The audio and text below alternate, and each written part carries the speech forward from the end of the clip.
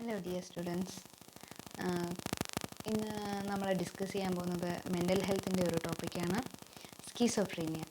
അപ്പോൾ schizophrenia BSc nursing syllabus അനുസരിച്ചിട്ട് 5th സെമസ്റ്ററിൽ വരുന്നതാണ്. അപ്പോൾ ഈ സ്കീസോഫ്രീനിയയെ പറ്റി മലയാളത്തിൽ നമുക്കൊന്ന് ഡിസ്കസ് ചെയ്യാം. ഓക്കെ, സോ പഠിക്കാനുള്ള എളുപ്പത്തിനാണ് നമ്മൾ മലയാളത്തിൽ ഡിസ്കസ് ചെയ്യുന്നത്. ഓക്കെ, സോ അപ്പോൾ സ്കീസോഫ്രീനിയ നമ്മുടെ സൈക്യാട്രിക് ഡിസോർഡേഴ്സിലെ ഏറ്റവും സിവിയറായിട്ടുള്ള അല്ലെങ്കിൽ ഏറ്റവും മോശപ്പെട്ട ഒരവസ്ഥയാണ്, ഏറ്റവും സിവിയറായിട്ടുള്ള മേജറായിട്ടുള്ള ഒരു സൈക്യാട്രിക് ഡിസോർഡർ അല്ലെങ്കിൽ സൈക്കോട്ടിക് ഡിസോർഡറാണ് സ്കീസോഫ്രീനിയ എന്ന് പറയുന്നത്. ഓക്കെ, സോ നമ്മൾ സൈക്യാട്രിക് ഡിസോർഡേഴ്സിനെ രണ്ടായിട്ട് പറയാം, സൈക്കോട്ടിക് ഡിസോർഡേഴ്സും ന്യൂറോട്ടിക് ഡിസോർഡേഴ്സും. അപ്പോൾ സൈക്കോട്ടിക് ഡിസോർഡേഴ്സ് എന്ന് പറയുമ്പോൾ സൈക്കോട്ടിക് ഫീച്ചേഴ്സ് എല്ലാം തന്നെ വരും. അതിനകത്ത് പേഷ്യൻറ്റിന് ഇൻസൈറ്റും ഉണ്ടായിരിക്കത്തില്ല, പക്ഷേ കൂടുതൽ സൈക്കോട്ടിക് ഫീച്ചേഴ്സ് എല്ലാം പ്രസൻ്റ് ആയിരിക്കും. അതായത് ഡെലൂഷൻ, ഹാലൂസിനേഷൻ, ഈ അങ്ങനെയുള്ള എല്ലാ മോശപ്പെട്ട സിംറ്റംസും അതിനകത്ത് പ്രസൻ്റ് ആയിരിക്കും. അപ്പോൾ അതിനകത്ത് പെടുന്ന ഒരു അസുഖമാണ് ഈ സ്കീസോഫ്രീനിയ എന്ന് പറയുന്നത്. ന്യൂറോട്ടിക് ഡിസോർഡർ എന്ന് പറഞ്ഞാൽ പേഷ്യൻറ്റിന് ഇൻസൈറ്റ് ഉണ്ടായിരിക്കും, അതിനകത്ത് സൈക്കോട്ടിക് ഫീച്ചേഴ്സ് ആയിട്ടുള്ള ഡെലൂഷൻസോ ഹാലൂസിനേഷൻസോ ഒന്നും അധികം ഉണ്ടാവത്തില്ല. ഓക്കെ, വളരെ റെയറായിട്ടേ അങ്ങനെ വല്ല ഡെലൂഷൻസും ഉണ്ടാവത്തുള്ളൂ, ഹാലൂസിനേഷനൊന്നും ഉണ്ടാവത്തില്ല. അപ്പോൾ സൈക്യാട്രിക് ഡിസോർഡേഴ്സിനെ ന്യൂറോട്ടിക്കും സൈക്കോട്ടിക്കുമായിട്ട് തിരിക്കുമ്പോൾ നമ്മുടെ ഈ ഒരു സ്കീസോഫ്രീനിയ എന്ന് പറയുന്ന കണ്ടീഷൻ ഒരു സൈക്കോട്ടിക് ഡിസോർഡറാണ്. ഓക്കെ, ഫസ്റ്റ് നോക്കേണ്ടത് ഈ വേർഡ് സ്കീസോഫ്രീനിയ എന്നുള്ള word is coined by a scientist Eugen Bleuler. Okay, അത് 1908 അത് ഫോം ചെയ്തിരിക്കുന്നത്. അതായത് 1908 യൂജീൻ ബ്ലൂലർ എന്ന് പറയുന്ന സയൻറ്റിസ്റ്റാണ് സ്കീസോഫ്രീനിയ എന്നുള്ള ടേം കൊണ്ടുവന്നത്. ഓക്കെ, അതിന് മുന്നേ ഈ അസുഖം ഉണ്ടായിരുന്നു, പക്ഷേ അതിന് ഈ ഒരു സ്കീസോഫ്രീനിയ എന്നുള്ള ടേം ഒന്നും കണ്ടുപിടിച്ചിട്ടില്ല. ഈ സയൻറ്റിസ്റ്റാണ് ഈ വേർഡ് സ്കീസോഫ്രീനിയ എന്നുള്ള വേർഡ് ആദ്യമായിട്ട് കൊണ്ടുവന്നത്. ഇനി സ്കീസോഫ്രീനിയ എന്നുള്ള വേർഡിൻ്റെ അർത്ഥം, ഈ വേർഡ് സ്കീസോഫ്രീനിയ എന്നുള്ള വേർഡ് ഗ്രീക്ക് വേർഡിൽ നിന്നാണ് കൊണ്ടുവന്നിരിക്കുന്നത്. അതിൻ്റെ അർത്ഥം എന്ന് പറയുന്നത് സ്കീസോ എന്ന് പറഞ്ഞു കഴിഞ്ഞാൽ സ്പ്ലിറ്റ്, ഫ്രെൻ എന്ന് പറഞ്ഞാൽ മൈൻഡ്. അതായത് സ്കീസോഫ്രീനിയ മീൻസ് സ്പ്ലിറ്റ് മൈൻഡ് എന്നാണ് അതിൻ്റെ അർത്ഥം. ഓക്കെ, സോ രണ്ട് മനസ്സ്, അതായത് എല്ലാം ഡിഫറെൻ്റ് ആയിട്ട് ചെയ്യുന്ന ഒരു ഏറ്റവും മോശപ്പെട്ട സൈക്കോട്ടിക് ആയിട്ടുള്ള ഒരു അസുഖമായതുകൊണ്ട് തന്നെ സ്പ്ലിറ്റ് മൈൻഡ് എന്നാണ് സ്കീസോഫ്രീനിയയുടെ അർത്ഥം തന്നെ വരുന്നത്. ഓക്കെ, സോ ഇതൊക്കെയാണ് അതിൻ്റെ ഇൻട്രൊഡക്ഷൻ പോർഷൻ എന്ന് പറയുന്നത്. ഇനി ഡെഫിനിഷൻ നോക്കുവാണെങ്കിൽ നമുക്ക് ഡെഫിനിഷൻ എഴുതുമ്പോൾ schizophrenia is a major psychotic disorder. Okay, so അങ്ങനെ എഴുതാം. Schizophrenia is a major psychotic disorder characterised by, അതിൻ്റെ ക്യാരക്ടറിസ്റ്റിക്സ് എന്തൊക്കെയാണ് പറയുന്നത്?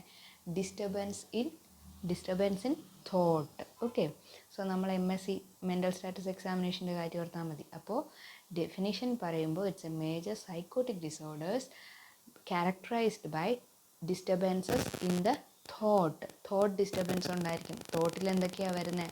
Stream of thought, form of thought, content of thought, ഇതൊക്കെ എല്ലാം വരും. ഓക്കെ, സോ അപ്പോൾ അതിനകത്ത് എന്തൊക്കെയാണ് ഉണ്ടാവുക? പേഷ്യൻസിന് ഡെലൂഷൻ ഉണ്ടാകാം, ആംബിവാലൻസ് ഉണ്ടായിരിക്കും, എല്ലാവിധ സ്ട്രീം ഓഫ് തോട്ടിൽ വ്യത്യാസം ഉണ്ടായിരിക്കും, തോട്ട് വിഡ്രോവൽ, തോട്ട് ഇൻസേർഷൻ, അങ്ങനെയുള്ള എല്ലാവിധ പ്രശ്നങ്ങളും ഇതിനകത്തുണ്ടായിരിക്കും. അപ്പോൾ തോട്ടിലുള്ള എല്ലാ ഡിസ്റ്റർബൻസസും പേഷ്യൻറ്റിനുണ്ടായിരിക്കും.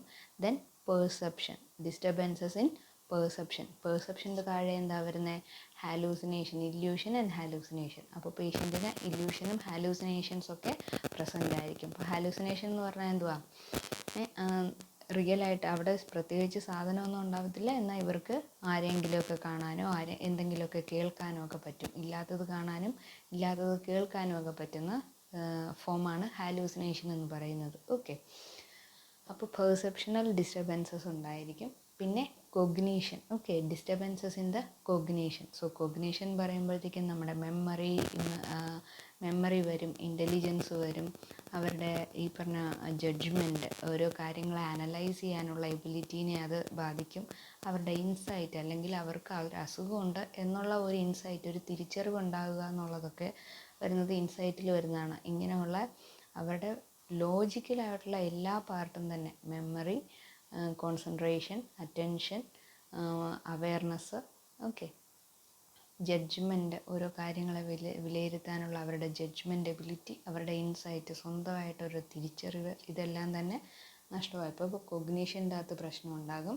Then volition. Okay, so affect in the volitional disturbances. Volition എന്ന് പറഞ്ഞു കഴിഞ്ഞാൽ എന്തെങ്കിലും കാര്യത്തിന് ചെയ്യാനായിട്ടുള്ള ഒരു ഇനീഷ്യേഷൻ എടുക്കുക. ഓക്കെ, അതിനെയാണ് നമുക്ക് വൊളീഷൻ എന്ന് പറയുന്നത്. അതായത് നമ്മുടെ റെഗുലർ ആക്ടിവിറ്റീസ് ആയിട്ടുള്ള സ്ലീപ്പ്, അപ്പറ്റൈറ്റ്, ഡെയിലി ആക്ടിവിറ്റീസൊക്കെ തന്നെ നമുക്ക് ഒരു ഒരു ഒരു ഒരു സ്ലീപ്പ് ചെയ്യാനായിട്ട് നമുക്ക് ഒരു ഉറക്കം വരണം.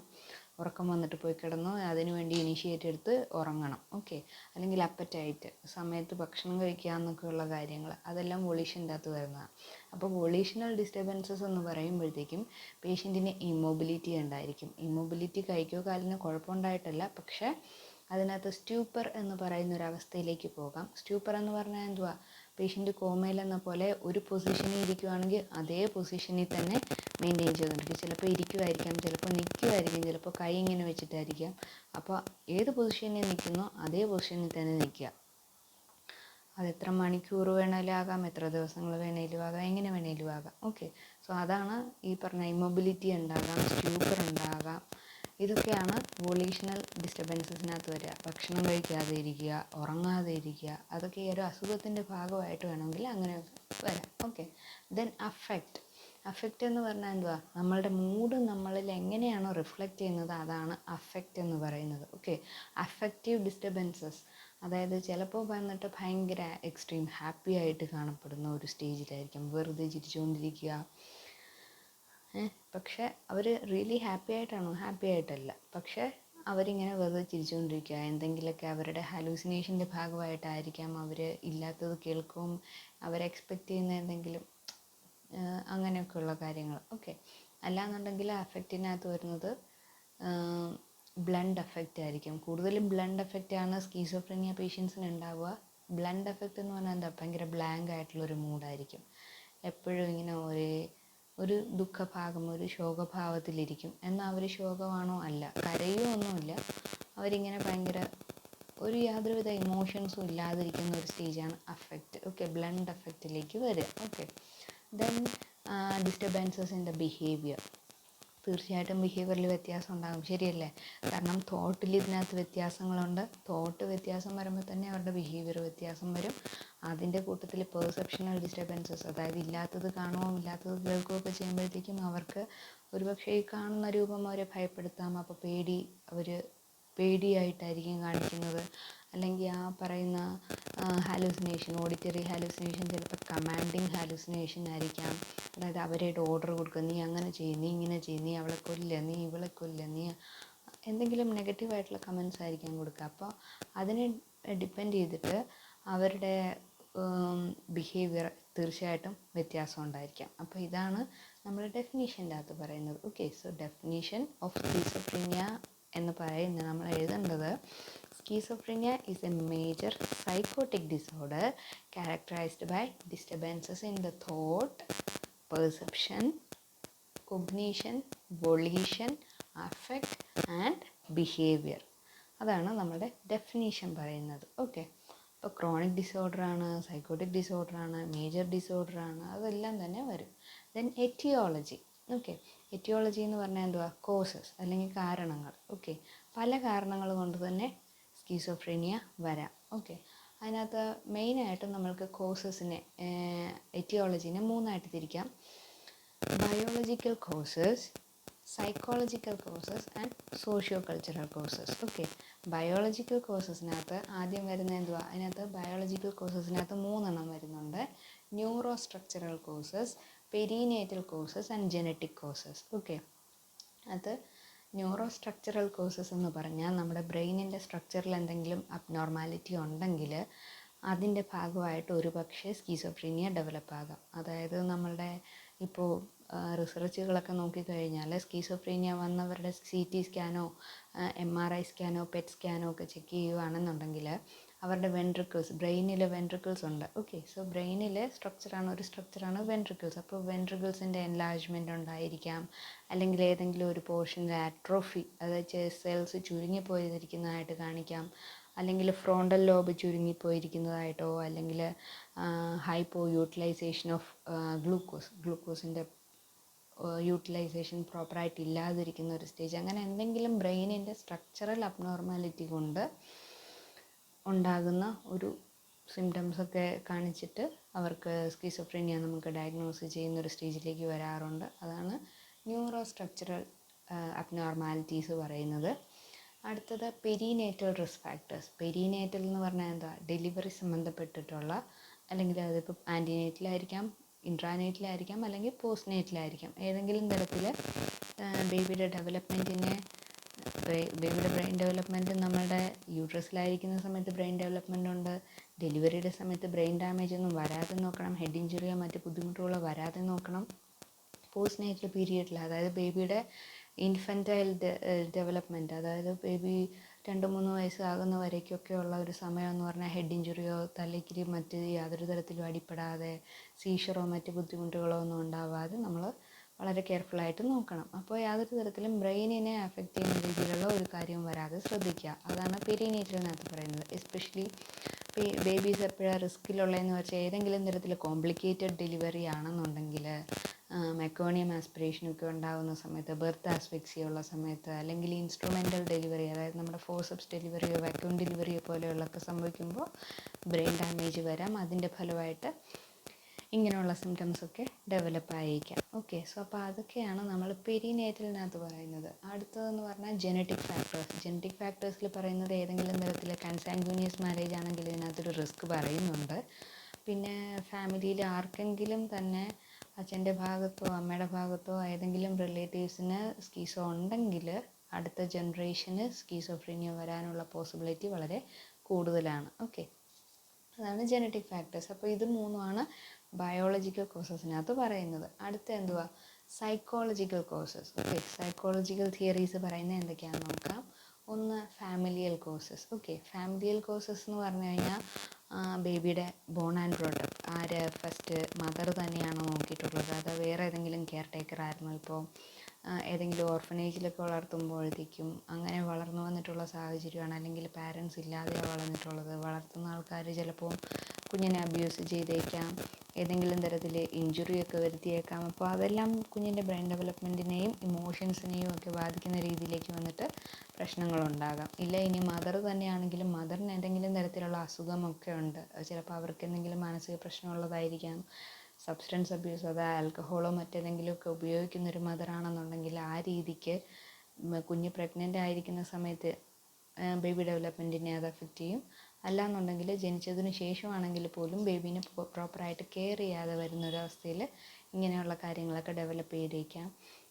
മദർ ബേബി ബോണ്ടിൽ എന്തെങ്കിലും തരത്തിലുള്ള പ്രശ്നങ്ങളുണ്ട്, ബേബീനെ നെഗ്ലക്റ്റ് ചെയ്താണ് വളർത്തുന്നത്, വേണ്ട രീതിയിൽ കെയർ ചെയ്തിട്ടില്ല എന്നൊക്കെ ഉണ്ടെന്നുണ്ടെങ്കിൽ ബേബിക്ക് ഇതുപോലെയുള്ള പ്രശ്നങ്ങൾ ഉണ്ടാവാനുള്ള പോസിബിലിറ്റീസ് ഉണ്ട്. ഓക്കെ, അതൊക്കെയാണ് ഫാമിലി പറയുന്നത്.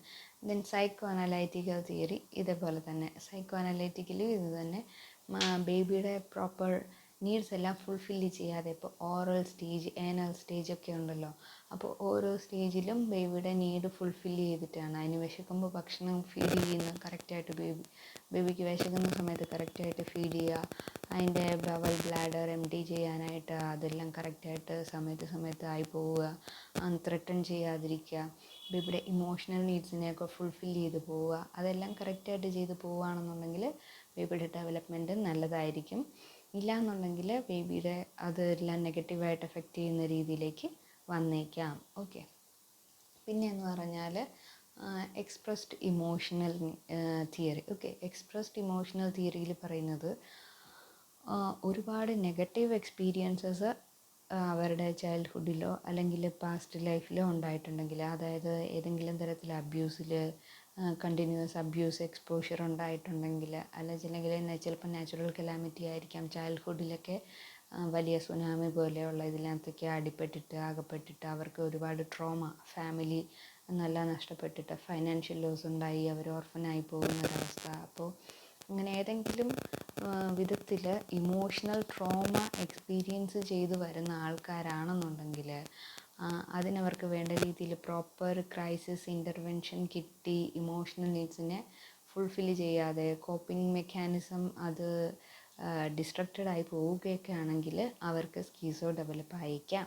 ഓക്കെ, അടുത്തതെന്ന് പറഞ്ഞാൽ stress vulnerability. Okay, so stress vulnerability എന്ന് പറയുന്നത് ഏതെങ്കിലും തരത്തിലുള്ള സ്ട്രെസ്, എല്ലാവരുടെയും വളർച്ചയുടെ അല്ലെങ്കിൽ ജീവിതത്തിൻ്റെ ഓരോ കാലഘട്ടത്തിലും പലതരത്തിലുള്ള സ്ട്രെസ് ഉണ്ടാകും. അപ്പം ചെറിയ വയസ്സിൽ എന്തെങ്കിലും അല്ലെങ്കിൽ സ്കൂളിൽ പോകാൻ തുടങ്ങുന്നവരേക്ക് അവരുടെ അപ്പറ്റൈറ്റ് ഫുൾഫില്ല് ചെയ്യുക, need of sleep, need of love, അതെല്ലാം ഫുൾഫില്ല് ചെയ്യുക എന്നുള്ളതായിരിക്കും അവരുടെ സ്ട്രെസ് എന്ന് പറയുന്നത്. സ്കൂളിൽ പോകാൻ തുടങ്ങിക്കഴിഞ്ഞാൽ പിന്നെ പഠിക്കുക, പരീക്ഷ എഴുതുക, അതൊക്കെ വളരെ വലിയ സ്ട്രെസ്സായിരിക്കും. പഠിത്തം കഴിഞ്ഞാൽ പിന്നെ ജോലി എന്നുള്ളതായിരിക്കാം, മാരേജ് ആയിരിക്കാം, മറ്റെന്തെങ്കിലും. ഓരോ സ്റ്റേജിലും ഓരോ സ്ട്രെസ്സുണ്ട്. അപ്പോൾ സ്ട്രെസ് വൾണറബിലിറ്റി എന്ന് പറഞ്ഞു കഴിഞ്ഞാൽ ഏതെങ്കിലും തരത്തിൽ പ്രീ റിസ്ക് ഉള്ള ആളാണെങ്കിൽ, പ്രീ ഡിസ്പോസിങ് ഫാക്ടേഴ്സോ അല്ലെങ്കിൽ ജനറ്റിക് ഫാക്ടേഴ്സോ വെച്ചിട്ട് റിസ്ക് ഫാക്ടേഴ്സ് ഓൾറെഡി ഫാമിലിയിൽ ഇങ്ങനെയൊക്കെ ഉണ്ട്, ഇതുപോലത്തെ പ്രശ്നങ്ങളുണ്ട്, അല്ലെങ്കിൽ ഏതെങ്കിലും തരത്തിൽ ട്രോമ ഉണ്ടായിട്ടുള്ളയാളാണ്, വീണ്ടും വീണ്ടും അവർക്ക് നെഗറ്റീവ് എക്സ്പീരിയൻസസ് ഉണ്ടായിക്കൊണ്ടിരിക്കുകയാണെന്നുണ്ടെങ്കിൽ അവർക്ക് തീർച്ചയായിട്ടും ഇങ്ങനെ ഒരു ഡിസോർഡർ ഡെവലപ്പ് ആകാനുള്ള പോസിബിലിറ്റി ഉണ്ട്. അതാണ് സ്ട്രെസ് വൾണറബിലിറ്റി. സാധാരണ ഒരാൾക്ക് സ്ട്രെസ്സ് വന്നിട്ട് മാനേജ് ചെയ്യാൻ പറ്റും, പക്ഷെ ഓൾറെഡി റിസ്കിലുള്ള ആൾക്കാർക്ക് ചെറിയ സ്ട്രെസ്സ് വന്നാൽ പോലും ഈ ഡിസോർഡർ ട്രിഗർ ആയേക്കാം. അപ്പോൾ ഇതെല്ലാം തന്നെയാണ് സൈക്കോളജിക്കൽ തിയറീസിൽ പറയുന്ന കാര്യങ്ങൾ. Okay, then socio cultural reasons ഏതൊക്കെയാണെന്ന് വെച്ച് കഴിഞ്ഞാൽ അതിനകത്ത് മെയിനായിട്ട് രണ്ടെണ്ണം പറയുന്നത്. എക്കണോമിക് സ്റ്റാറ്റസും പറയുന്നുണ്ട്, സോഷ്യൽ മൊബിലിറ്റിയും പറയുന്നുണ്ട്. അപ്പോൾ എക്കണോമിക് സ്റ്റാറ്റസ് കൂടുതലും നമ്മൾ ചെക്ക് ചെയ്ത് കഴിഞ്ഞാൽ പേഷ്യൻസിൻ്റെ കാര്യം നോക്കിക്കഴിഞ്ഞാൽ സോഷ്യോ എക്കണോമിക് സ്റ്റാറ്റസ് പുവറായിട്ടുള്ള ആൾക്കാരിലാണ് സ്കീസോഫ്രീനിയ കൂടുതലായി കണ്ടുവരുന്നത്. ഒരുപക്ഷെ അത് മറ്റേണൽ ഫാക്ടേഴ്സ് ആയിരിക്കാം. കാരണം മദറിൻ്റെ നമ്മൾ പറഞ്ഞല്ലോ പെരിനേറ്റൽ റിസ്ക്, അതിനകത്ത് പ്രോപ്പറായിട്ട് ആൻറ്റിനേറ്റൽ കെയർ കിട്ടാത്തതിൻ്റെ പേരിലായിരിക്കാം. മദറിൻ്റെ പ്രഗ്നൻസി ടൈമിൽ ഏതെങ്കിലും തരത്തിൽ വിറ്റമിൻ ഡെഫിഷ്യൻസിയോ മാൽന്യൂട്രീഷനോ ഒക്കെ ഉണ്ടായിട്ടുണ്ടാകാം. ഡെലിവറി സമയത്ത് എന്തെങ്കിലും കോംപ്ലിക്കേഷൻസ് ഡെവലപ്പ്, അതായത് മദറിന് HP ഇല്ലാതിരിക്കുകയോ കോംപ്ലിക്കേറ്റഡ് ഡെലിവറി ഡെവലപ്പ് ആവുകയോ, maternal gestational diabetes, pre eclampsia, അല്ലെങ്കിൽ ഏതെങ്കിലും toxin exposure of the mother, ഏതെങ്കിലും തരത്തിലുള്ള ഇതൊക്കെ കൂടുതലും അവർക്ക് ഇപ്പോൾ ഈ സോഷ്യോ എക്കണോമിക്കലി പുവറായിട്ടുള്ളവർക്കാണല്ലോ ഇങ്ങനെയുള്ള കാര്യങ്ങൾ കൂടുതൽ ഉണ്ടാവാനുള്ള സാധ്യത. അപ്പോൾ എന്തായാലും സോഷ്യോ എക്കണോമിക്കലി പുവറായിട്ടുള്ള ആൾക്കാർക്കാണ് കൂടുതലായി ഇത് കണ്ടുവരുന്നത്. ദെൻ സോഷ്യൽ മൊബിലിറ്റി കൊണ്ട് ഉദ്ദേശിക്കുന്നത് മൊബിലിറ്റി എന്താ, മൂവ് ചെയ്യുന്നത്. അപ്പോൾ ഒരു സ്ഥലത്ത് നിന്ന് അടുത്ത സ്ഥലത്ത് പോയി താമസിക്കുമ്പോൾ ഉണ്ടാകുന്ന, അതായത് കുടിയേറ്റക്കാർ, നമ്മളിപ്പോൾ സ്റ്റുഡൻറ്റ് വിസ എടുത്ത് പോകുന്നതോ അല്ലെങ്കിൽ പഠിക്കാൻ വേണ്ടി വേറൊരു സ്ഥലത്തേക്ക് പോകുന്നതോ ഫാമിലിയായിട്ട് വേറൊരു സ്ഥലത്തേക്ക് പോകുന്നതോ അങ്ങനെയൊന്നുമല്ല, പലായനം ചെയ്ത് വരത്തില്ല. ഇപ്പോൾ ഏതെങ്കിലും സ്ഥലത്തൊക്കെ യുദ്ധം, അവിടെ ഇവിടെയൊക്കെ യുദ്ധം സംഭവിക്കുമ്പോൾ ആ സ്ഥലത്ത് നിന്ന് ഓടി പലായനം ചെയ്ത് വേറെ സ്ഥലത്തേക്ക് പോവുക, ഒരു സ്ഥലത്തുനിന്ന് എസ്കേപ്പായി വേറൊരു സ്ഥലത്തേക്ക് പോകുക. അപ്പം സോഷ്യൽ ബാക്ക്ഗ്രൗണ്ട് ശരിയല്ലാത്തത് കൊണ്ട് നമ്മൾ വേറൊരു സ്ഥലത്തേക്ക് മാറി രക്ഷപ്പെടുന്ന, കുടിയേറ്റക്കാരായിട്ടൊക്കെ മാറി വരുന്ന. അപ്പോൾ അതെല്ലാം തന്നെ അവർക്ക് ഒരുപാട് ഇമോഷണൽ ട്രോമയും സോഷ്യൽ പ്രോബ്ലംസും ഒക്കെ ഉണ്ടാകും. അങ്ങനെയുള്ളവർക്ക് പിന്നീട് ഇത് ഡെവലപ്പ് ആകാനുള്ള പോസിബിലിറ്റി ഉണ്ട്. കാരണം അത് മൊത്തത്തിൽ സോഷ്യൽ ബാക്ക്ഗ്രൗണ്ടും അവരുടെ ലൈഫും എല്ലാം ചേഞ്ച് ആവുന്ന ഒരുപാട് ട്രോമാസ് എക്സ്പീരിയൻസ് ഒക്കെ അവർക്കുണ്ടായിരിക്കും, അതിൻ്റെയൊക്കെ ഭാഗമാണ്. അപ്പോൾ ഇതെല്ലാം തന്നെയാണ് നമ്മൾ എറ്റിയോളജിക്കകത്ത് വരുന്നത്. ഓക്കെ, അടുത്തത് clinical features. Okay, so clinical ഫീച്ചേഴ്സിനെ നമുക്ക് മെയിനായിട്ട് 3 തിരിക്കാം. Positive symptoms of schizophrenia, negative symptoms of schizophrenia and cognitive symptoms അല്ലെങ്കിൽ cognitive impairment of schizophrenia. Okay, അപ്പോൾ പോസിറ്റീവ് സിംറ്റംസ് ഓഫ് സ്കീസോഫ്രീനിയ എന്ന് പറഞ്ഞാൽ വയലൻസ്, അഗ്രഷൻ, അല്ലെങ്കിൽ അതിന് കാരണമാകുന്ന അല്ലെങ്കിൽ അതുപോലെ വൾണറബിൾ ആയിട്ടുള്ള എല്ലാ കാര്യങ്ങളും പോസിറ്റീവ് സിംറ്റംസിൽ പറയാം. ആദ്യം തന്നെ പോസിറ്റീവ് സിംറ്റംസിൽ വരുന്നത് delusion. Okay, so delusion, hallucination, disorganised behaviour, disorganised thinking, experience of passivity, experience of control, catatonia, ഇതെല്ലാം തന്നെയാണ് പോസിറ്റീവ് സിംറ്റംസിൽ വരുന്നത്. ഓക്കെ, സോ അതിനകത്ത് ഡെലൂഷൻ എന്ന് പറഞ്ഞു കഴിഞ്ഞാൽ തെറ്റായിട്ടുള്ള വിശ്വാസം. ഓക്കെ, ഫാൾസ് ബിലീഫാണ് ഡെലൂഷൻ എന്ന് പറയുന്നത്. അപ്പം അത് പലതരത്തിലായിരിക്കാം. Delusion of, for example, delusion of grandiose എന്ന് പറഞ്ഞു കഴിഞ്ഞാൽ എന്തുവാ, അവർ ഭയങ്കര എന്തെങ്കിലും ഭയങ്കര ഗ്രാൻഡായിട്ടുള്ള ഒരു പവർ അവർക്കുണ്ട്, അല്ലെങ്കിൽ അവരൊരു ഗ്രാൻഡായിട്ടുള്ള പേഴ്സണാലിറ്റിയാണ്, അല്ലെങ്കിൽ എന്തോ സൂപ്പർ നാച്ചുറൽ ആയിട്ടുള്ള ഒരു സംഗതിയാണ്. അങ്ങനെ സൂപ്പർ നാച്ചുറൽ പവർ അവർക്കുണ്ട്, അങ്ങനെ എന്തെങ്കിലും ഗ്രാൻഡായിട്ട് അവർക്ക് ഉണ്ട് എന്നവർ വിശ്വസിക്കുന്നതാണ് ഡെലൂഷൻ ഓഫ് ഗ്രാൻഡ്വേഴ്സ്. അവരുടെ വിശ്വാസമാണ്, അവരെ സംബന്ധിച്ചിടത്തോളം അവർ പറയുന്നതാണ് ശരി. പക്ഷേ അതൊന്നും റിയൽ അല്ല, അത് നമ്മൾ മനസ്സിലാക്കിയെടുക്കേണ്ട കാര്യം. അപ്പോൾ ഡെലൂഷൻ ഓഫ് ഗ്രാൻഡ്വേഴ്സ് എന്ന് പറഞ്ഞാൽ അതാണ്. Then delusion of jealousy. Delusion of jealousy എന്ന് പറഞ്ഞാൽ മറ്റുള്ളവരോട് ജലസി തോന്നുന്നതല്ല. ഡെലൂഷൻ ഓഫ് ജലസി എന്ന് പറഞ്ഞാൽ അവരുടെ spouse, the patient thinks that their spouse is unfaithful to them. എന്ന് വെച്ച് കഴിഞ്ഞാൽ അവർക്ക് അവരുടെ സ്പൗസിന് മേലെ, അത് ഭാര്യയോ ഭർത്താവോ ആയിരിക്കും, അവരുടെ സ്പൗസിന് മേലെ സംശയരോഗം ഉണ്ടാവുന്നതാണ് ഡെലൂഷൻ ഓഫ് ജലസി എന്ന് പറയുന്നത്. പിന്നെ ഡെലൂഷൻ ഓഫ് പെർസിക്യൂഷൻ. ഇത് മറ്റുള്ളവർ വന്നിട്ട് ഇയാളെ ഉപദ്രവിക്കാൻ ശ്രമിക്കുന്നത്, അല്ലെങ്കിൽ ആ ഫാമിലിയിൽ ആരെങ്കിലും ഒരു പെർട്ടിക്കുലർ പേഴ്സൺ അല്ലെങ്കിൽ ഏതെങ്കിലും ഒരാൾ വന്നിട്ട് ഇവരെ ഉപദ്രവിക്കാനോ കൊല്ലാനോ ഒക്കെ ശ്രമിക്കുകയാണെന്ന് വിചാരിക്കുന്നതാണ് ഡെലൂഷൻ ഓഫ് പെർസിക്യൂഷൻ. അപ്പോൾ ഇതൊക്കെയാണ് ഡെലൂഷൻ. ഫാൾസ് ആയിട്ടുള്ള ബിലീഫ് പേഷ്യൻറ്റിനുണ്ടാകും പല കാര്യങ്ങളിൽ, അത് ഡെലൂഷൻ്റെ ടൈപ്സിൽ വരും. അപ്പോൾ അതാണ് ഡെലൂഷൻ. Then hallucination. അപ്പോൾ ഡെലൂഷൻ ഏതാ? തോട്ട് ഡിസ്റ്റർബൻസ് ആണ് ഡെലൂഷൻ എന്ന് പറയുന്നത്. അടുത്തത് ഹാലൂസിനേഷൻ. ഹാലൂസിനേഷൻ എന്ന് പറയുന്നത് എന്തുവാ? പെർസെപ്ഷണൽ ഡിസ്റ്റർബൻസ് ആണ് ഹാലൂസിനേഷൻ. അതായത് auditory hallucination, visual hallucination. Auditory hallucination എന്ന് പറഞ്ഞാൽ എന്തുവാ? ഇല്ലാത്ത സാധനങ്ങൾ കേൾക്കുന്നതാണ് ഓഡിറ്ററി ഹാലൂസിനേഷൻ. അത് കമൻറ്റിങ് ആയിരിക്കാം, കമാൻഡിങ് ആയിരിക്കാം, മറ്റെന്തെങ്കിലും ആയിരിക്കാം. കമൻറ്റിങ് എന്ന് പറഞ്ഞാൽ ഇയാൾ ചെയ്യുന്നതിനെ പറ്റി, നീ അങ്ങനെ ചെയ്തത് നന്നായി, ഞാൻ അപ്പോഴേ നിന്നോട് അത് പറഞ്ഞായിരുന്നു എന്ന് പറഞ്ഞ് ഇയാൾ ചെയ്യുന്ന ഓരോന്നിനെ പറ്റിയും കമൻറ്റ് ചെയ്തുകൊണ്ടിരിക്കും ഈ വോയിസ്. അതാണ് കമൻറ്റിങ്. കമാൻഡിങ് ആണെങ്കിലോ ഇയാൾക്ക് എന്തെങ്കിലും കാര്യം ഓർഡർ ചെയ്തുകൊണ്ടിരിക്കും. നിന്നോട് ഞാൻ പറഞ്ഞില്ലേ, നിന്നോട് ഞാൻ പറഞ്ഞു, അങ്ങനെ ചെയ്, ഇങ്ങനെ ചെയ്, നീ അവളെ കൊല്ലില്ല, അവൾ ചെയ്യുന്നത് ശരിയല്ല, നീ അവളെ കൊല്ലില്ല എന്ന് പറഞ്ഞ് എന്തെങ്കിലും ഇങ്ങനെയൊക്കെ കമാൻഡ് ചെയ്തുകൊണ്ടിരിക്കും പേഷ്യൻറ്റിൻ്റെ അടുത്ത്. അപ്പോൾ എങ്ങനെയാണെങ്കിലും ആ വോയിസ് ഇങ്ങനെ കേട്ടുകൊണ്ടിരിക്കുന്നത് ഭയങ്കര ഡിസ്റ്റർബിംഗ് ആണ്. അവർ വയലൻസ്, അഗ്രഷൻ എല്ലാം ഈ ഹാലൂസിനേഷൻ്റെ ഫലമായിട്ട് ഉണ്ടാകാം. അപ്പോൾ ഹാലൂസിനേഷൻ വിഷ്വലുണ്ട്, ഓഡിറ്ററി ഉണ്ട്. നമ്മുടെ 5 സെൻസസ് റിലേറ്റഡ് ആയിട്ടാണ് കൂടുതലും പേഷ്യൻസിന് കാണാറുള്ളത്. വേറെയും ഹാലൂസിനേഷൻസ് ഉണ്ട്. സ്റ്റിൽ നമുക്ക് ഈ 5 സെൻസസ് റിലേറ്റഡ് ആയിട്ട് ഇല്ലാത്തത്, കാണുന്നത്, visual hallucination, auditory hallucination, olfactory hallucination, അതായത് ഇല്ലാത്ത മണമൊക്കെ ഉണ്ടെന്ന് തോന്നുക. ജസ്റ്റേറ്ററി ഹാലൂസിനേഷൻ, ഇല്ലാത്ത ടേസ്റ്റ്, ചിലപ്പോൾ വായിൽ കയ്പ്പായിരിക്കാം, വായിൽ മധുരമായിരിക്കാം, അല്ലെങ്കിൽ വായിൽ മറ്റെന്തെങ്കിലും ഡിസ്പ്ലേസ്ഡ് ആയിരിക്കാം. അപ്പോൾ പേഷ്യൻ്റ് ഇത് സിംറ്റംസ് പറയുമ്പോൾ അത് ഹാലൂസിനേഷൻ ആണോ അത് റിയൽ ആണോ എന്ന് നമ്മൾ ഐഡൻറ്റിഫൈ ചെയ്തെടുക്കണം. അത് ബൈ ഒബ്സർവേഷൻ, പേഷ്യൻ്റെ പ്രവൃത്തിയിൽ നിന്നും നമ്മൾ ഒബ്സർവേഷൻ വഴി കണ്ടുപിടിക്കേണ്ടത് റിയൽ ആണോ അതോ അത് ഒരു ഫോൾസ് ആയിട്ടുള്ള കാര്യമാണോ എന്ന്. അപ്പോൾ hallucination. Then disorganised thinking and behaviour. Disorganised thinking എന്ന് പറഞ്ഞാൽ എന്തുവാ? ഇത് ഒരു ലോജിക്കില്ലാത്ത രീതിയിൽ ചിന്തിക്കുകയും ലോജിക്കില്ലാത്ത രീതിയിൽ പ്രവർത്തിക്കുകയും ചെയ്യുന്നതൊക്കെയാണ് ഡിസോർഗനൈസ്ഡ് തിങ്കിങ്, ഡിസോർഗനൈസ്ഡ് ബിഹേവിയർ എന്നൊക്കെ പറയുന്നത്. ചിലപ്പോൾ അവർക്ക് ഏതെങ്കിലും തരത്തിൽ ഇൻഫീരിയോറിറ്റി കോംപ്ലക്സ് ഉണ്ടായിരിക്കാം, ഈഗോ പ്രശ്നങ്ങൾ ഉണ്ടായിരിക്കാം. ഇതെല്ലാം തന്നെ ഡിസോർഗനൈസ്ഡ് തിങ്കിങ്, ഡിസോർഗനൈസ്ഡ് ബിഹേവിയർ ഒക്കെ ആയിട്ട് പുറത്തേക്ക് വരാം. അടുത്തത് experience of passivity and control. So experience of passivity and control ഇവർ ചെയ്യുന്ന അതൊക്കെ ഡെലൂഷൻ്റെ ഭാഗമായിട്ട് വരുന്ന കാര്യങ്ങളാണ്. സോ അതായത് ഇവർ എന്തെങ്കിലും ഒരു കാര്യം ചോദിക്കുകയാണെങ്കിൽ വെറുതെ ഇങ്ങനെ വർത്തമാനം പറഞ്ഞുകൊണ്ടേയിരിക്കും കണ്ടിന്യൂസ് ആയിട്ട്. നമ്മൾ ചോദിച്ചതിന് ഉത്തരം ഉണ്ടാവുമോ എന്ന് ചോദിച്ചാൽ ചിലപ്പോൾ ഉണ്ടാകും, ചിലപ്പോൾ ഉണ്ടാകത്തില്ല. പക്ഷേ നമ്മളെ നിർത്താൻ പറയുന്നത് വരെ അവരിങ്ങനെ ഓരോ ടോപ്പിക്കായിട്ട് അടുത്തതിലേക്ക് പറഞ്ഞുകൊണ്ടിരിക്കും. പിന്നെ ഒരു പക്ഷേ വേറൊരു കാര്യം, അതും ഒരു തരത്തിലുള്ള ഒരു പാസിവിറ്റിയാണ്. പിന്നെ വേറെ ഒരു തരത്തിൽ പറയുകയാണെങ്കിൽ പേഷ്യൻ്റ് വിചാരിക്കുന്നു, ഇനി ഒന്നും പറയരുത്, ഞാൻ പറയുന്നതൊക്കെ അവർ റെക്കോർഡ് ചെയ്യുന്നുണ്ട്, ഇവിടെ ഒരു CCTV ഉണ്ട്, അല്ലെങ്കിൽ ഇവിടെ ഒരാൾ നിൽപ്പുണ്ട്, അവരിതെല്ലാം കളക്ട് ചെയ്യുന്നുണ്ട്, ഞാൻ ചിന്തിക്കുന്ന എൻ്റെ ബ്രെയിനിൽ കൂടെ പോകുന്ന, എൻ്റെ ചിന്തയിൽ കൂടെ വരുന്ന എല്ലാ കാര്യങ്ങളും അവർ പിടിച്ചെടുക്കുന്നുണ്ട്, ഒരു ആൻറ്റിനെ വെച്ചിട്ടുണ്ട്, അല്ലെങ്കിൽ ഒരു ഏലിയൻ അവിടെയുണ്ട്, ആ ഏലിയനാണ് എൻ്റെ തോട്ടിനെ കൺട്രോൾ ചെയ്യുന്നത്, അവരവിടെ ഇരുന്ന് കമ്പ്യൂട്ടർ കയറ്റി വിടുന്ന കാര്യങ്ങളാണ് എൻ്റെ ബ്രെയിനിൽ ഇപ്പോൾ വന്നുകൊണ്ടിരിക്കുന്നത്, അങ്ങനെയുള്ള കാര്യങ്ങളൊക്കെ പറഞ്ഞുകൊണ്ടിരിക്കും. ഇതെല്ലാമാണ്, അതായത് തേർഡ് പേഴ്സൺ ആണ് എൻ്റെ കാര്യങ്ങൾ കൺട്രോൾ ചെയ്യുന്നത്, അല്ലെങ്കിൽ വേറെ എന്തെങ്കിലും ആണ് എന്നെ ഏലിയനായിരിക്കാം, അല്ലെങ്കിൽ മറ്റെന്തെങ്കിലും ആണ് എന്നെ കൺട്രോൾ ചെയ്യുന്നത്, എൻ്റെ തോട്ട്സിനെ കൺട്രോൾ ചെയ്യുന്നത്, എൻ്റെ കൈ, എൻ്റെ കാല്, എവിടെ വേണേലും ഏതെങ്കിലും ഒരു പോർഷൻ ആയിരിക്കും ആൾ പറയുന്നത്. അപ്പോൾ അങ്ങനെ മറ്റൊരാളാണ് എന്നെ കൺട്രോൾ ചെയ്യുന്നത്, അല്ലെങ്കിൽ ഞാനാണ് മറ്റൊരാളെ കൺട്രോൾ ചെയ്യുന്നുള്ള രീതിയിലൊക്കെ പറയുന്ന രീതിയിലേക്ക് വരാം. അതെല്ലാം എക്സ്പീരിയൻസ് ഓഫ് പാസിവിറ്റി കൺട്രോളിനകത്തൊക്കെ വരുന്നതാണ്. അടുത്തത് കാറ്ററ്റോണിയ. സോ കാറ്ററ്റോണിയ എന്ന് പറയുന്നത് എന്തുവാ?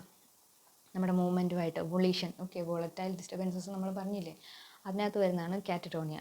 സോ അതായത് പേഷ്യൻ്റ് വന്നിട്ട് മ്യൂട്ടിസത്തിലേക്ക് പോകാം, അതായത് ഒന്നും മിണ്ടാതെ അനങ്ങാതെ ഇരിക്കുന്ന സ്റ്റേജിലേക്ക് വരാം, അല്ലെങ്കിൽ കാറ്ററ്റോണിക് സ്കിസോഫ്രീനിയ ഒരു ടൈപ്പാണ്.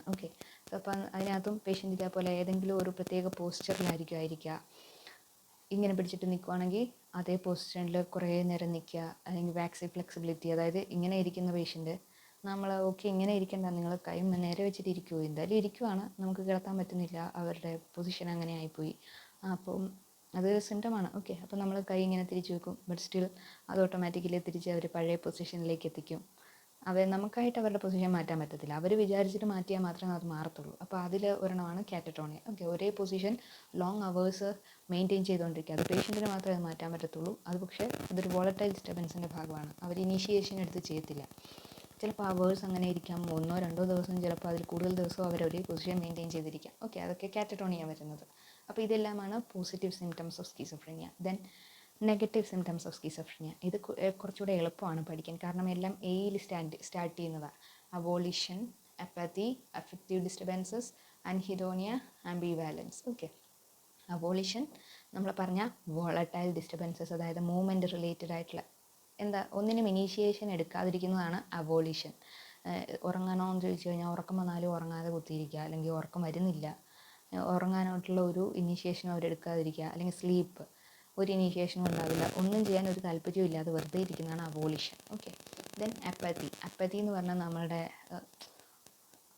ഒന്നിലും ഒരു താല്പര്യമില്ല, പ്രത്യേകിച്ച് ഒരു ഇമോഷനും ഇല്ല, വെറുതെ ബ്ലണ്ട് എഫക്റ്റ് ആയിട്ടൊക്കെ ഇരിക്കുന്നത്, അത് ബ്ലണ്ട് എഫക്റ്റ്, സോറി. അപ്പോൾ ഇത് യാതൊരു വിധത്തിലുള്ള ഒരു ഇനീഷ്യേഷനും ഇല്ലാതിരിക്കുന്ന ഒരു സ്റ്റേജ്, വേറെ ഒരു കാര്യത്തിലും ഒരു താല്പര്യം ഇല്ലാതിരിക്കുന്നത്. പിന്നെ ബ്ലണ്ട് എഫക്റ്റ്, അതായത് ഒന്നിലും ഒരു താല്പര്യമില്ല. ബ്ലണ്ട് എഫക്റ്റ് എന്ന് പറഞ്ഞു കഴിഞ്ഞാൽ പ്രത്യേകിച്ച് ഒരു റിയാക്ഷനും ഇല്ല, എന്ത് പറഞ്ഞാലും ഒരേ രീതിക്ക് തന്നെ ഇരിക്കുക. ഓക്കെ, ദെൻ അൻഹിഡോണിയ എന്ന് പറഞ്ഞു കഴിഞ്ഞാൽ അവരുടെ ഹോബീസോ അല്ലെങ്കിൽ നേരത്തെ അവർ എൻജോയ് ചെയ്തിരുന്ന അവരുടെ പ്ലഷറബിൾ ആയിട്ടുള്ള ആക്ടിവിറ്റീസ്, അവരുടെ ഹോബീസൊക്കെ ഇപ്പോൾ അവർക്ക് ചെയ്യണമെന്ന് ചോദിച്ചു കഴിഞ്ഞാൽ അത് ചെയ്യത്തില്ല. അങ്ങനെ ചെയ്താലും അതിൽ നിന്ന് അവർക്ക് ഒരു തരത്തിലും ഒരു ഹാപ്പിനെസ്സും കിട്ടത്തില്ല. അതൊക്കെ ആൻഹിഡോണിയ എന്ന് പറയും. ദെൻ ആംബിവാലൻസ് എന്ന് പറഞ്ഞാൽ ഒരു തീരുമാനം എടുക്കാൻ പറ്റാത്തൊരു സ്റ്റേജ്. നമ്മൾ സ്പ്ലിറ്റ് മൈൻഡാന്ന് പറഞ്ഞില്ലേ, 2 മൈൻഡാണ്, അത് തന്നെയാണ് ഈ ആംബിവാലൻസ്. അത് ചെയ്യണോ അതോ ഇത് ചെയ്യണോ, അങ്ങനെ വേണോ ഇങ്ങനെ വേണോ, അങ്ങനെ 2 മൈൻഡായിരിക്കും എല്ലാ കാര്യത്തിലും. അവർക്ക് തീരുമാനം എടുക്കാൻ പറ്റത്തില്ല, അതാണോ ശരി ഇതാണോ ശരി എന്നൊക്കെ ആലോചിക്കാനോ ചിന്തിക്കാനോ തീരുമാനം എടുക്കാൻ പറ്റാതിരിക്കുന്ന ഒരു സ്റ്റേജാണ് ആംബിവാലൻസ്. ഓക്കെ, അപ്പോൾ ഇതെല്ലാമാണ് നമ്മുടെ നെഗറ്റീവ് സിംറ്റംസിൽ വരുന്നത്. ദെൻ കോഗ്നിറ്റീവ് ഡിസ്റ്റർബൻസസിനകത്ത് അറ്റൻഷൻ, കോൺസെൻട്രേഷൻ, ജഡ്ജ്മെൻറ്റ്, ഇൻസൈറ്റ്, ഇതെല്ലാം തന്നെ വരും. ഓക്കെ, സോ അവരുടെ അറ്റൻഷൻ പുവറായിരിക്കും, കോൺസെൻട്രേഷൻ പുവറായിരിക്കും, അവരുടെ മാത്തമാറ്റിക്കൽ എബിലിറ്റിയോ കാര്യങ്ങൾ ശ്രദ്ധിച്ച് ആലോചിച്ച് ചെയ്യാനോ ഒരു കാര്യത്തിൽ പ്രസൻ്റ് ആയിട്ടിരിക്കാനോ ഒന്നും അവർക്ക് പറ്റത്തില്ല. പിന്നെ ജഡ്ജ്മെൻറ്റ്, എന്ത് കാര്യവും തെറ്റായിട്ടൊരു തീരുമാനത്തിലേക്ക് എത്തത്തുള്ളൂ, ശരിയായിട്ടുള്ള കാര്യങ്ങൾ ആലോചിച്ച് ചെയ്യാനോ അങ്ങനെയുള്ള ഒരു തിരിച്ചറിവോ കഴിവോ ഒക്കെ നഷ്ടപ്പെട്ടു പോകും. ഇൻസൈറ്റ് എന്ന് പറഞ്ഞാൽ തിരിച്ചറിവ്, അവർക്കൊരു അസുഖം ഉണ്ടെന്നുള്ള തിരിച്ചറിവ് പോലും അവർക്ക് നഷ്ടപ്പെട്ടു പോകുന്ന ഒരു അവസ്ഥയിലേക്ക് വരാം. അതാണ് ജഡ്ജ്മെൻറ്റിനകത്ത് പുവർ ഇൻസൈറ്റും പുവർ ജഡ്ജ്മെൻറ്റും ഒക്കെ ആയിരിക്കും എന്ന് പറയുന്നത്. ഓക്കെ, സോ അപ്പോൾ ഇതെല്ലാമാണ് സ്കീസോഫ്രീനിയയുടെ ക്ലിനിക്കൽ ഫീച്ചേഴ്സ് എന്ന് പറയുന്നത്. ഓക്കെ, അടുത്തത് പാത്തോഫിസിയോളജി. അപ്പോൾ പാത്തോഫിസിയോളജി എന്ന് പറഞ്ഞു കഴിഞ്ഞാൽ നമ്മൾ മെഡ്സർജി കാണുന്ന പോലെയൊന്നും പാത്തോഫിസിയോളജി നമുക്ക് സൈക്യാട്രിയിൽ പറയാനായിട്ടില്ല. സ്റ്റിൽ നമ്മുടെ സൈക്യാട്രിക് ഡിസോർഡേഴ്സിൻ്റെ മെയിൻ റീസണായിട്ട് പറയാൻ പറ്റുന്നത് ഒരു ഇലക്ട്രോലൈറ്റ് അല്ല, നമ്മുടെ ന്യൂറോ കെമിക്കൽ ഇംബാലൻസ് ആണ്. ഓക്കെ, അപ്പോൾ നമ്മുടെ ഡോപാമൈൻ, സെറോട്ടോണിൻ, ഗാബ, അങ്ങനെയുള്ള നമ്മുടെ കുറേ ന്യൂറോ കെമിക്കൽസ് ഉണ്ട്. അപ്പോൾ ന്യൂറോ കെമിക്കൽസിൻ്റെ ഏറ്റക്കുറച്ചിലാണ് നമ്മുടെ ബിഹേവിയറിലുള്ള വ്യത്യാസത്തിന് കാരണമായിട്ട് പറയുന്നത്. ഓക്കെ, അപ്പോൾ നമ്മൾ പാത്തോഫിസിയോളജി നോക്കാം. അതിനകത്ത് increased dopamine activity. Okay, increased dopamine activity in the mesolimbic pathways produce the positive symptoms of schizophrenia. Okay, so mesolimbic pathway നമ്മുടെ ബ്രെയിനിനകത്തുള്ള ന്യൂറോളജിക്കൽ സ്ട്രക്ചറിനകത്തുള്ള മീസോലിംബിക് സിസ്റ്റത്തിൽ ഇൻക്രീസ്ഡ് ഡോപ്പമൈൻ ആക്ടിവിറ്റി ആണെന്നുണ്ടെങ്കിൽ അത് സ്കീസോഫ്രീനിയയുടെ പോസിറ്റീവ് സിംറ്റംസിന് എഫക്റ്റ് ചെയ്യുന്നതായിട്ട്, അത് പ്രൊഡ്യൂസ് ചെയ്യാൻ കാരണമാകുന്നതായിട്ട് പറയുന്നുണ്ട് ചില കാര്യങ്ങൾ. ഓക്കെ, ദെൻ ഇനി increased dopamine activity in the mesocortical pathway, മറ്റത് മീസോലിംബിക് പാത്വേയിലാണെങ്കിൽ പോസിറ്റീവ് സിംറ്റംസിന് കാരണമായിട്ട് വരുന്നു. മീസോകോർട്ടിക്കൽ പാത്വേയിലാണ് ഇൻക്രീസ്ഡ് ഡോപ്പമൈൻ ആക്ടിവിറ്റി എങ്കിൽ അത് നെഗറ്റീവ് സിംറ്റംസിനെ പ്രൊഡ്യൂസ് ചെയ്യാൻ കാരണമായിട്ട് പറയുന്നുണ്ട്. ഓക്കെ, അതേപോലെ blockage of the dopamine receptors. Okay, so dopamine റിസപ്റ്റേഴ്സിൻ്റെ blockage in the nigrostriatal pathway. Okay, so nigrostriatal പാത്വേയിൽ ഡോപ്പമൈൻ റിസപ്റ്റർ ബ്ലോക്കായി പോവുകയാണെന്നുണ്ടെങ്കിൽ അത് EPS സൈഡ് എഫക്ട്സിനെ പ്രൊഡ്യൂസ് ചെയ്യുന്നതായിട്ട് കണ്ടുവരുന്നുണ്ട്. EPS എന്തുവാ?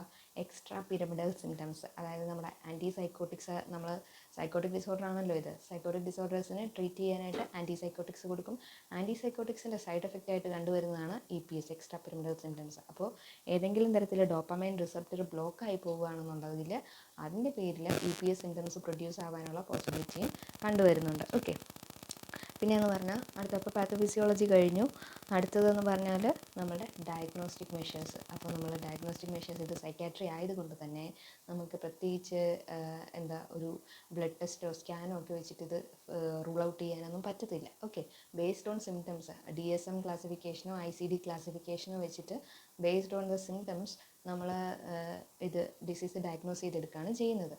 പിന്നെ എന്ന് പറഞ്ഞു കഴിഞ്ഞാൽ മറ്റ് അസുഖങ്ങൾ ഇപ്പോൾ ഡെലൂഷൻ ഉണ്ടാകത്തില്ല, ഹാലൂസിനേഷനൊക്കെ ഒരുപക്ഷെ മറ്റ് അസുഖത്തിൻ്റെ ഭാഗമായിട്ട് ഹാലൂസിനേഷനൊക്കെ കയറി വരാം. അപ്പോൾ മറ്റ് അസുഖങ്ങളൊന്നും ഇല്ല, മെഡിക്കൽ സർജിക്കൽ റിലേറ്റഡ് ആയിട്ടുള്ള മറ്റ് അസുഖങ്ങളൊന്നും ഇല്ല, അതായത് ഇലക്ട്രോലൈറ്റ് ഇംബാലൻസോ വിറ്റമിൻ ഡെഫിഷ്യൻസിയോ അല്ലെങ്കിൽ ഏതെങ്കിലും തരത്തിലുള്ള ബ്രെയിൻ ട്യൂമറോ ബ്രെയിൻ ന്യൂറോളജിക്കൽ ഡിസോർഡറോ അങ്ങനെയൊന്നും ഇല്ല എന്നുള്ളത് റൂൾ ഔട്ട് ചെയ്യാനായിട്ട് നമ്മൾ ഈ പറഞ്ഞ ഡയഗ്നോസ്റ്റിക് മെഷേഴ്സ് ഉപയോഗിക്കാറുണ്ട്. ഓക്കെ, പിന്നെ CT MRI സ്കാനും MRI സ്കാൻ പെറ്റ് സ്കാൻ ഇതെല്ലാം നമ്മൾ ചെയ്ത് നോക്കും. അപ്പോൾ നേരത്തെ നമ്മൾ എറ്റിയോളജിക്കകത്ത് പറഞ്ഞിരുന്നു, ഈ CT MRI പെറ്റ് സ്കാനൊക്കെ എടുക്കുമ്പോഴത്തേക്കും ബ്രെയിൻ സ്ട്രക്ചറിൽ ഏതെങ്കിലും തരത്തിൽ അട്രോഫി, ഏതെങ്കിലും ഭാഗത്ത് ചുരുങ്ങിപ്പോയിരിക്കുന്നതിൻ്റെ ഭാഗമായിട്ട് ഇങ്ങനെയുള്ള സിംറ്റംസ് ഒക്കെ ഉണ്ടായി ഈ ഡിസീസിലേക്ക് വരാം.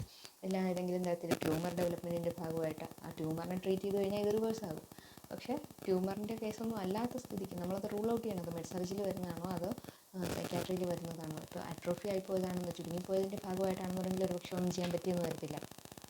പിന്നെ നമ്മുടെ ഫ്രോണ്ടൽ ലോബിൻ്റെ ടിഷ്യൂസ് ചുരുങ്ങിപ്പോവുകയാണെങ്കിൽ, ഫ്രോണ്ടൽ ലോബ് ചെറുതാണെന്നുണ്ടെങ്കിൽ, അല്ലെങ്കിൽ ബ്രെയിനിൻ്റെ വെൻട്രിക്കിൾസിലെ സ്ട്രക്ചറിൽ അബ്നോർമാലിറ്റി ഒക്കെ ഉണ്ടെന്നുണ്ടെങ്കിൽ അതൊക്കെ കണ്ടുപിടിക്കാൻ CT MRI പെറ്റ് സ്കാൻ പോലെയുള്ളതൊക്കെ സഹായിക്കും. Then rule out if there is any vitamin deficiency. അപ്പോൾ വിറ്റമിൻ ഡെഫിഷ്യൻസിയൊക്കെ ഒരുപക്ഷെ തൈമിൻ ഡെഫിഷ്യൻസിയൊക്കെ ഹാലൂസിനേഷനൊക്കെ ഉണ്ടാക്കിയേക്കും. ഓക്കെ, സോ അങ്ങനെ ബ്രെയിൻ ഡെവലപ്മെൻറ്റിനെ ഹെൽപ്പ് ചെയ്യുന്നതായിട്ടുള്ള വിറ്റമിൻ ഡെഫിഷ്യൻസികളൊക്കെ ഉണ്ടെങ്കിലും ഹാലൂസിനേഷനും അതുപോലെയുള്ള സിംറ്റംസൊക്കെ ഉണ്ടാകാം. വോളിഷണൽ ഡിസ്റ്റർബൻസസ് ലൈക്ക് ഭയങ്കര മൂഡ് ഓഫ് ഫറ്റീഗ് ലെത്താഴ്ചയെല്ലാം പ്രൊഡ്യൂസ് ആകാറുണ്ട്. അപ്പോൾ വിറ്റമിൻ ഡെഫിഷ്യൻസിയൊക്കെ ഇല്ല എന്നുള്ളത് റൂൾ ഔട്ട് ചെയ്യണം.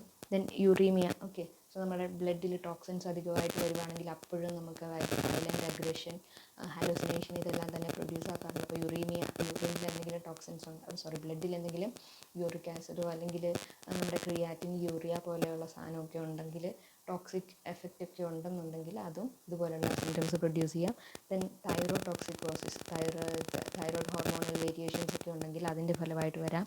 ദെൻ ഇലക്ട്രോലൈറ്റ് ഇംബാലൻസ്, നമ്മുടെ പ്രത്യേകിച്ച് ഓൾഡ് ഏജിനൊക്കെ കാണാം, നമ്മുടെ സോഡിയം ഒക്കെ കുറഞ്ഞു പോകുന്നതിൻ്റെ ഫലമായിട്ട് അവർക്ക് ഇതുപോലെ ഹാലൂസിനേഷനൊക്കെ ഒരു പക്ഷേ പ്രസൻ്റ് ആയിരിക്കാം, ലെത്താഴ്ചയെല്ലാം പ്രസൻ്റ് ആയിരിക്കാം. അപ്പോൾ നമ്മൾ ഇങ്ങനെയുള്ള മറ്റ് അസുഖങ്ങളൊക്കെ ഉണ്ടോ ഇല്ലയോ, അതോ ഇത് സൈക്കാട്രിക് ഡിസോർഡർ തന്നെയാണോ, അത് ഡിഫറൻഷ്യൽ ഡയഗ്നോസിസ് ചെയ്ത് എടുക്കണം. ഓക്കെ, അപ്പോൾ ഇതെല്ലാമാണ് ഡയഗ്നോസിസിൻ്റെ അകത്ത് വരുന്നത്. അപ്പോൾ സോ ഫാർ നമ്മൾ സ്കിസോഫ്രീനിയയുടെ ഇപ്പോൾ പകുതിയായിട്ടുള്ളൂ. സ്കിസോഫ്രീനിയ ഒരു വലിയ ടോപ്പിക്കാണ്, പകുതിയായിട്ടുള്ളൂ.